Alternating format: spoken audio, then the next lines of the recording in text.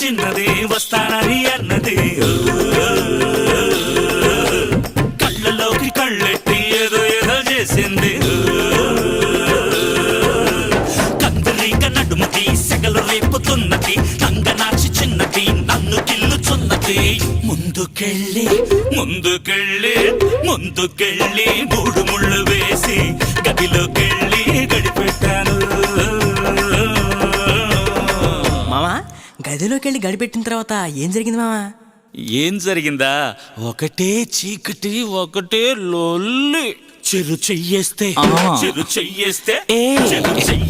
చెనిగి చెనిగి చాటైపోద్ది. చెరు చెయ్యేస్తే చీకటంతా వెలుగైపోద్ది.